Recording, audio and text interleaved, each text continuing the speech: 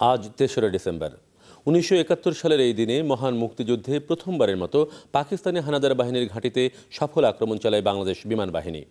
বিভিন্ন রণাঙ্গনে মুক্তিযোদ্ধাদের কাছে পরাজিত হয়ে পিছু হটতে থাকে পাকিস্তানি সৈন্যরা। ৭১-এর এই দিনের রণাঙ্গনের খবর জানাচ্ছেন তারিকুল ইসলাম মাসুম।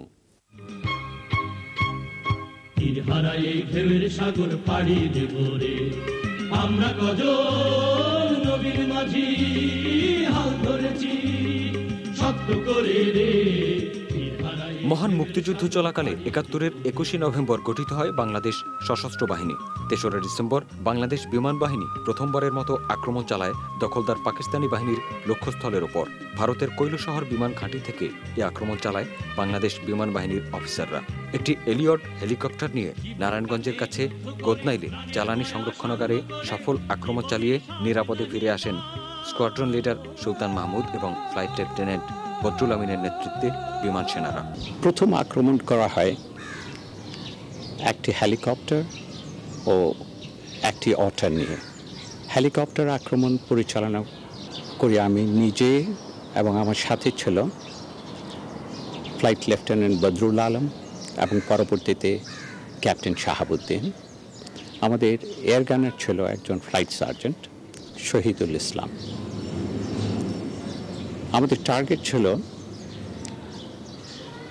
নারায়ণগঞ্জের কাছে গোদনাইল তেলের ডিপো, এবং এটা আমরা আল্লাহর রহমতে সম্পূর্ণরূপে ধ্বংস করে দেই। ফ্লাইট লেফটেন্যান্ট শামসুল আলম ও ক্যাপ্টেন আকরামের নেতৃত্বে বিমান সেনারা অর্টার বিমান থেকে রকেট নিক্ষেপ করে ধ্বংস করে দেয় চট্টগ্রাম তেল ডিপো।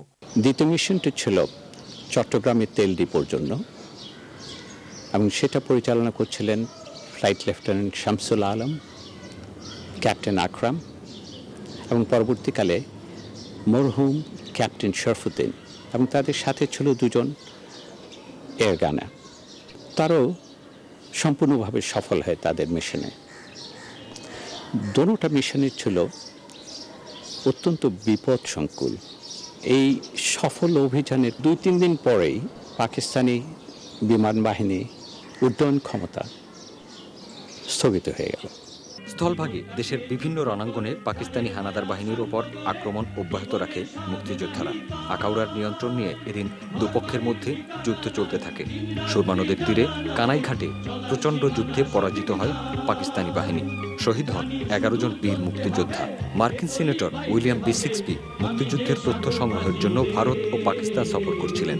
এদিন তিনি রাওয়ালপিন্ডিতে পাকিস্তানের প্রেসিডেন্ট ইয়াহিয়া খানের সঙ্গে দেখা করে কারাবন্দী বঙ্গবন্ধু শেখ মুজিবুর রহমানের সঙ্গে দেখা করার অনুমতি চান, কিন্তু তাকে অনুমতি দেননি ইয়াহিয়া। তারিকুল ইসলাম মাসুম, চ্যানেল আই, ঢাকা। এবারে স্টার ব্যাংক বিরতি, আর বিরতির পর অন্যান্য খবরের সঙ্গে থাকবে সিটিসেল চ্যানেল আই মিউজিক অ্যাওয়ার্ডের জমজমাট আসর। আজ লালবাগ কেল্লায় আজীবন সম্মাননা পাচ্ছেন কিংবদন্তি শিল্পী ফিরোজা বেগম। এবং রাশিয়া ও কাতার বিশ্বকাপ ফুটবলের আয়োজক হওয়ায় দুনিয়া জুড়ে তোলপাড়। ফিফার বিরুদ্ধে হতাশ জায়ান্টদের অভিযোগ অনুযোগ।